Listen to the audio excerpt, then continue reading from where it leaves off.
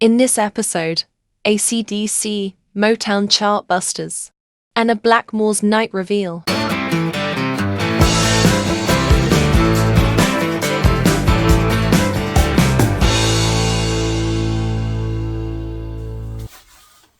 "1979, AC/DC, Highway to Hell, the sixth AC/DC album. A lot of the earlier AC/DC albums, different versions came out in different countries with different track listings on, but this is the sixth. It's the last one to feature Bon Scott, and the first one that was produced by Mort Langer. Now, it wasn't originally going to be produced by Mort Langer. It was originally going to be produced by Eddie Kramer, who a lot of people will know from a bit of the stuff he'd worked with Jimi Hendrix and lots of other people prior to this, and he went on to work with lots of other people later, but safe to say, he didn't hit it off with AC/DC, as they decided he was a prat and didn't like him at all, and instructed their people to replace him. They weren't very happy in the first place, because the earlier albums had all been produced by Vanda and Young, and the Vanda and Young, a part of that Vanda and Young was George, who was their older brother, and the problem being that Atlantic sort of wanted to break the band in America. They were doing okay. They were doing okay live, but the records weren't doing all that brilliantly. And in fact, Dirty Deeds Done Dirt Cheap, they refused to release that in America because they just said it won't sell. So they wanted to give them a different type of sound, and they decided a different producer would be the way to go. Obviously, Eddie Kramer, who's done lots of great stuff with lots of other people, just didn't work out with AC/DC, and they ended up bringing in Mort Langer. And there are numerous stories about the antics that went on while the recording of this album went on, which I'm not going to go into detail about there, because you can go and look them all up and whatever. But it was put another one in one that sticks in my mind as the one particular track where sort of Bon Scott was struggling to sing it, and he sort of said to Mort Langer, "Well, if it's so easy, you do it," and he did. It was like that. They sort of thought, "Wow, this bloke might know what he's talking about." Anyway, what about this album? What? To me, this is the best AC/DC album. This is, I think, it's the best AC/DC album of the lot. It is. I remember a long time ago, somebody who I've known, one of my greatest mates for a long time, I won't name him, I don't want to sort of like get him any flack or whatever, but in a previous thing I was doing, was albums that I was rating for certain years, and I had this one pretty high up in 1979, and he said to me, he said, "Oh, it's just a pub band, aren't they? I'm surprised that you got them so high." And yeah, in many ways they are pretty basic. You know what you're going to get, and it's nothing groundbreaking, but it's good. That's the thing. And this is just, it's brilliant from start to finish. I mean, Highway to Hell, well, I don't need to say anything about it, do I? It's just great tracks. It's just great tracks all the way through. Highway to Hell was released as a single. Girls Got Rhythm was released as a single. Touch Too Much, which came a little bit later, that was a single as well. Those songs, if you were a person who was going to rock clubs and rock bars in 1979, right through to probably the early 80s, into 82, 83 time, those sort of tracks were played every night you went out. Brilliant stuff. But there was other stuff on the album as well, which was just as good. I mean, there's the sort of like non-single track, the track that didn't get played on the radio and rock clubs. I mean, they're great. I mean, Walk All Over You is beating around a bush, Shut Down Everything's Get It On. If You Want Blood, You Got It is on this. A lot of people buy the album If You Want Blood, You Got It, the live album. I wonder why that's not on it. Well, because they didn't write that till after this. There's all sorts of stories about things as well, about if your lyrics not proud of what's that about. Is it about certain mass murderer type people, or is it, as the band said, just about creeping into somebody's bedroom at night when you're a young bloke? It's a fun album. It's one of those albums that you put on. You're not going to come in on an hard day at work and go, I need to chill out, what I'm going to put on. This is the album you put on before you go out on a Friday night or a Saturday. You're not feeling quite up to it. You think, oh God, I've got to go out. I don't really feel in the mood. This is one of a handful of albums for me. I've probably mentioned some of them before in the past, but this is one of those albums that you know, put this on while I'm getting ready. By the time this is finished, I'm going to be ready for a good night out. That's what this is all about. It's classic. It's the earlier AC/DC albums are great. I like them as well. But this one is just a little bit up. It's a step up. You wouldn't have had your Back in Black if you hadn't had this. So if you're one of those people that came into AC/DC later and you're all about the Brian Johnson era and all that sort of stuff, and you think, oh no, the old stuff is whatever. This, you wouldn't have had Back in Black without this. There are a million stories as well to go and look up. I could stand here if I wanted to, if you wanted me to, and talk about this album all night, about all the different theories about who did what and who didn't do what, and all the things that happened with Bon Scott dying not long after this album came out. The conspiracy theories about that, what did happen, where did he go, who had he seen that night, why did he die, why was he lifted. There's tons of stuff out there on the internet. There's a dozen books been written. Can't read them, make your own mind up. But whatever you decide about all that, this is not just a sort of throwaway easy rock album. This is classic from start to finish. There's not a wasted note on this. It really is a good album. This is my original copy, so you can see it's fairly battered and stuff, because when I bought it in 1980, when it been out for about a year, it was like second hand already, and it cost me £1.85. It sounds great. It is really, really good. The Australian version, I wanted to all the different. It's got a slightly different cover with a flame effect going on or whatever. But anyway, AC/DC, Highway to Hell, for me, the number one AC/DC album. 1979 was a great year for rock music. If you can go back and have a look, you'd think, well, maybe it wasn't all that bomb stuff was going through. Maybe we didn't get through to 1980, but that was triggered by some of the albums that came out in 1979. There were some really good albums that came out in 1979. It's a year that doesn't get a lot of praise. It doesn't get a lot of people talking about the best albums of 1979. Maybe that's something we should do, because there are albums that a lot of people think maybe came out in 1980. But they didn't. They came out in 1979. This is one of them. AC/DC's finest 40 minutes. A classic. If you're a rock fan, classic rock fan as they call it now, and you haven't got a copy of this, rectify it straight away, because you need to have this. This is just brilliant. AC/DC, Highway to Hell. The Man in the Attic. Okay, peeps, it's The Man in the Attic one more time. And for you custardites out there, answer me this question. Why do you like music? What is it about music that really, really gets you?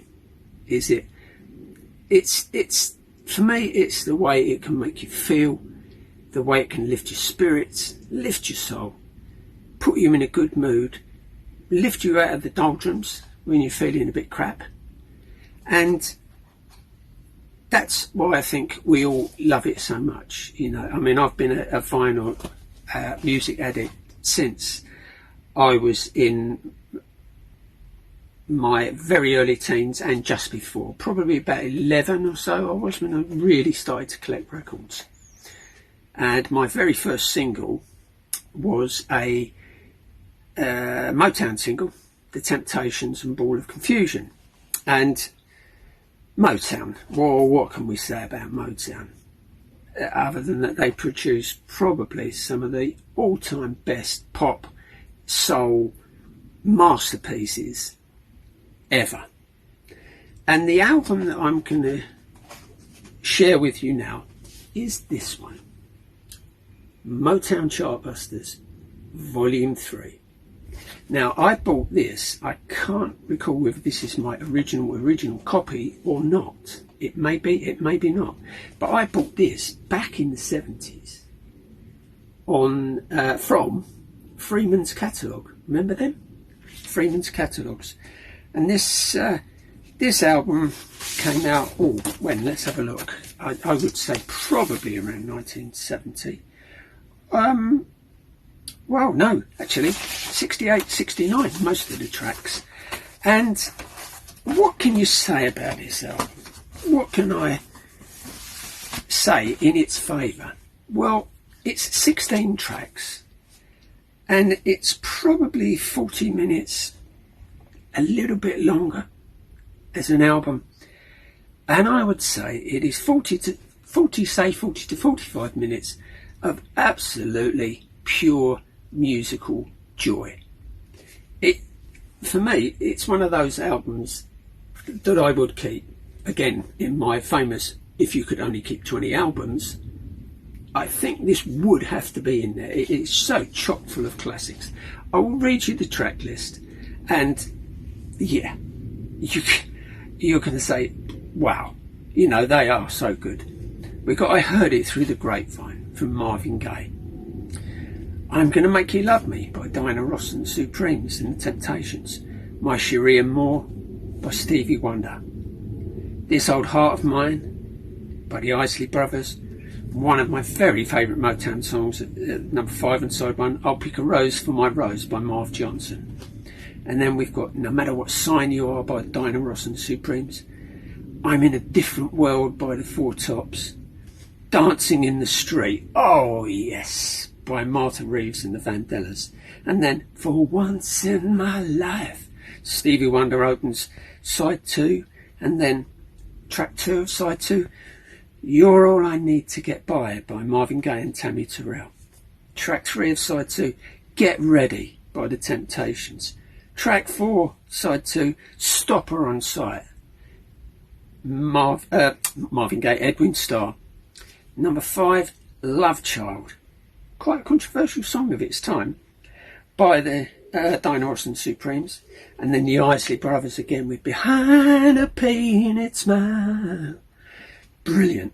And then again, one of my all-time favourite Motown tracks, Roadrunner by Junior Walker and the All-Stars. And then closing it, the absolute set-in-stone classic, The Tracks of My Tears by Smokey Robinson and the Miracles. I mean, Smokey Robinson, a Motown legend. Well, everybody in this album, Motown legends. The first big concert that I ever went to was would have been in 1971, I think.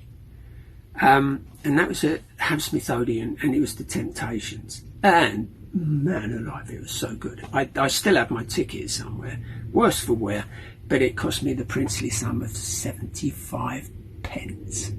So it was after decimalisation. But what a concert that was. And also at the Odeon in the following couple of years, I saw the Four Tops, and I saw the Supremes after Diana Ross had left. But, you know, yeah, they produced classics like Stoned Love and things like that. I mean, so good. But this album, I'd say 16 tracks. A Duff track on it? Oh, no, I don't think so. They are all dyed-in-the-wall classics. And you would put this album on and your spirits will be going, yeah, this is so good. Motown was feel-good music at its best. Much like the reggae album that I reviewed months ago, they're tying up Volume 3. It seems to be Volume 3 with me. I've got, I think, volume 1 to volume 8 of the Motown Chartbusters. There may be others, but for me, this is the one. This beautiful silver cover, great track listing. I mean, there it is in all its glory.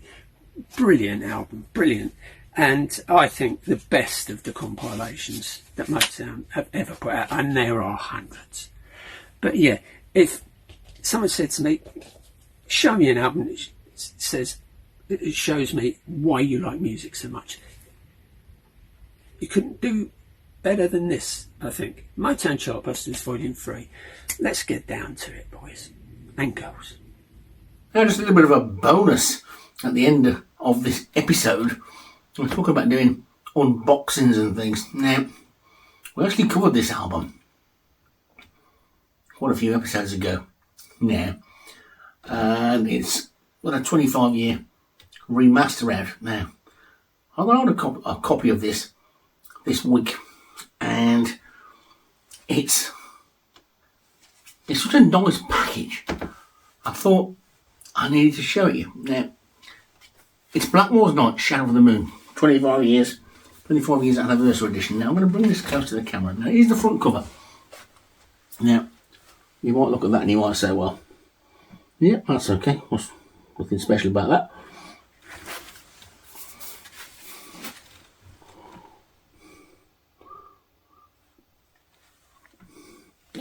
There's the back cover. Okay, nothing special about that. The inside of the gatefold, again, very nice. And don't forget, this album never came out on vinyl back in the day when it was released, because it was like CD only land, wasn't it, at the time? So that's all good. But then when you look at the internal bits are what are interested in this. Now, first of all, we've got this lovely book. There you go, that's the original cover to the album, of course. It's on there, You've got pages of stuff. I'm not going to show you all, because that'll ruin it. You'll never buy it then, will it? Nice little picture there and stuff. And there's the back with the moon and all that sort of stuff. And an interview as well with Richie and Candice. We haven't even got to the best bit yet. If you delve further into the package, I've got to find out where I put. Actually, I'll move these. Hold on a second, because they get falling out. First of all, you get this.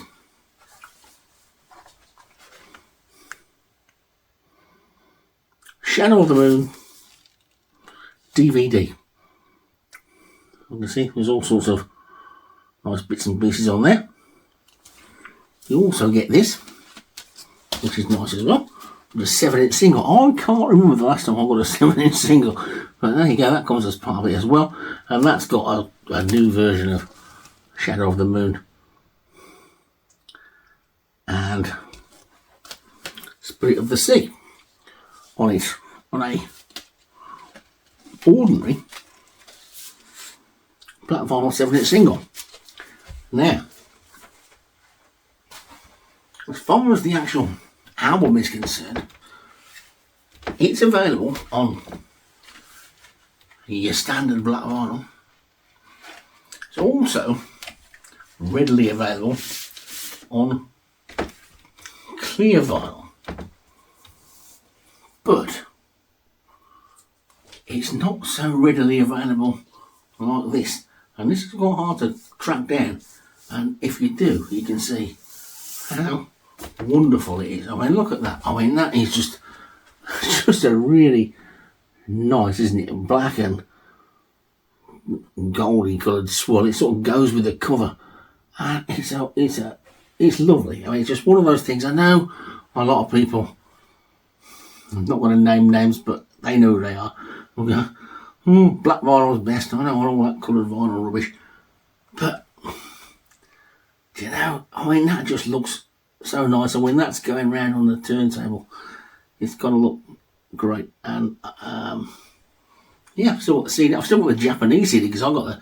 If you remember, we recorded this album a while ago, and it came out in Japan long before it came out in the UK. And I've got the Japanese initial version of that, which somebody got over to me before it was even known about over here, which was pretty great. But this, I got sent this week. I mean, this was great. I mean, have you got a 25th anniversary yet? Do you want one of these? And it was like, yeah, I want one of these because yeah, I'm sure the clear vinyl was lovely. I'm sure the black vinyl, but that, I mean, just look at that. I mean, it's just, if you're a record collector and you're a bit of an anorak like me, what's not to like about that? Wonderful. We hope you enjoyed this episode. Please like and subscribe to help our channel grow. See you soon.